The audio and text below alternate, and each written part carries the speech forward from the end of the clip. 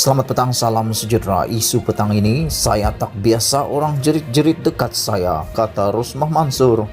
Berita sepenuhnya, prosiding bela diri kes Rasuah Datin Seri Rosmah Mansur bermula tegang apabila pihak pendakwaan dan pembelaan saling bertikam lidah berhubung keterangan istri bekas Perdana Menteri itu kepada Suruhanjaya Pencegahan Rasuah SPRM pada 3 Oktober 2018. Ia berikutan pihak pembelaan dilihat sering mencela ketika timbalan pendakwa raya kanan Datuk Seri Gopal Sriram menyoal balas Rosmah dan membantah soalan yang diajukan kepada anak guamnya, terutama membabitkan keterangannya kepada SPRM. Terdahulu, sebaik saja Rosmah selesai mengangkat sumpah memberi keterangan, Sriram terus bertanya soalan kepada tertuduh. Tindakan itu menyebabkan Rosmah meminta Sriram supaya membenarkan beliau untuk mengambil masa untuk menyesuaikan diri. Sriram kemudian menyoal Rosmah mengenai keterangannya kepada SPRM yang menyatakan beliau tidak mengenali pengarah urusan Jepak Holdings Sendirian Berhad Saidi Abang Samsudin SP17 dan rakan niaga Saidi Ryan Razwil Abdullah SP16. Sriram bertanya, ada sesiapa memaksa anda untuk membuat keterangan itu? Tiada paksaan. Sriram bertanya, anda menyatakan bahawa saya tidak kenal Saidi atau mendengar nama Jepak Holdings dan Ryan Razwil. Saya tidak pernah berjumpa kedua-dua orang ini. Anda bersetuju bahawa ia adalah bukan perkara sebenar? Tidak. Dalam masa saya berjumpa 2-3 minit ke macam tu, mana saya ingat dan saya berjumpa dengan ramai orang. Mestilah saya cakap tak kenal. Cuba periksa maksud kenal dalam kamus. Saya memang tak kenal dia sebab dia bukan kawan atau kenalan saya, katanya. Bagaimanapun, sepanjang disoal balas, Peguam Datuk Akberdin Abdul Kadir dan Datuk Jagjit Singh kerap kali membantah soalan yang diajukan kepada anak guam mereka. Sriram kemudian meminta Rosmah mengesahkan bahawa suara dalam rakaman audio SPRM "Can I advise you something" adalah milik beliau dan suaminya. Rosmah menjawab, tidak. Saya tidak boleh mengesahkannya kerana tiada siasatan spesifik dilakukan ke atasnya. Sriram bertanya lagi, beberapa saksi memberikan keterangan bahawa mereka mengenal pasti itu adalah suara anda dan suami. Rosmah lantas menjawab, dan anda seharusnya mempercayai perkara itu. Dia bertanya. Sriram bertanya lagi, anda tidak boleh tanya saya soalan. Jangan bertengkar dengan saya. Kalau anda mahu bertengkar dengan saya akan meminta mahkamah mengeluarkan arahan terhadap anda.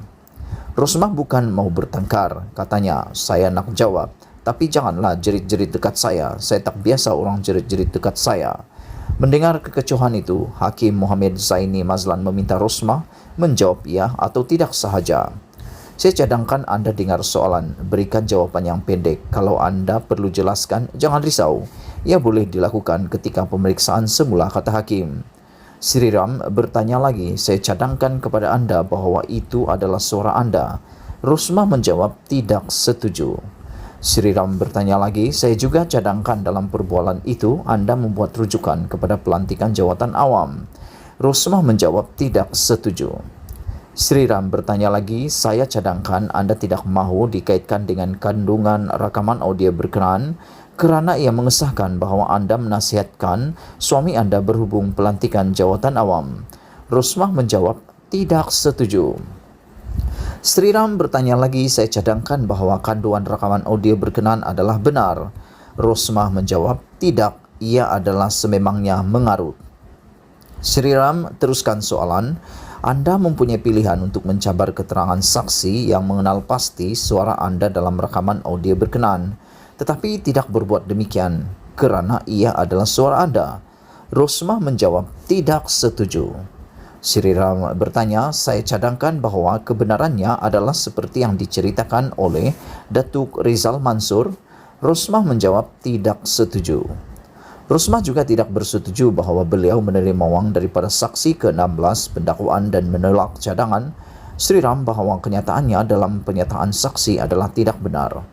Rosmah, 70 tahun, dituduh meminta RM 187.5 juta dan 2 pertuduhan menerima suapan RM 6.5 juta daripada pengarah urusan Jepak Holding Sendirian Berhad Saidi Abang Samsudin berkaitan projek tenaga solar itu menerusi bekas pembantunya Rizal. Ia sebagai balasan kerana membantu Jepak Holdings memperoleh projek bersepadu sistem solar, fotovoltaik, PV, hibrid serta penyelenggaraan dan operasi genset diesel untuk 369 sekolah luar Bandar Sarawak bernilai RM1.25 bilion daripada Kementerian Pendidikan secara rundingan terus. Rosmah dituduh melakukan kesalahan itu di Legon Cafe Sunway Putra Mall, Jalan Putra di sini, di kediaman Rosmah di Jalan Langgak Duta, Taman Duta serta di Sri Perdana Persiaran Sri Perdana Persin 10 Putrajaya antara Januari 2016 dan September 2017. Perbicaraan kes itu bersambung lagi esok. Sekian isu hangat petang ini. Jangan lupa tinggalkan komen anda, tekan butang subscribe dan kita jumpa lagi. Bye-bye.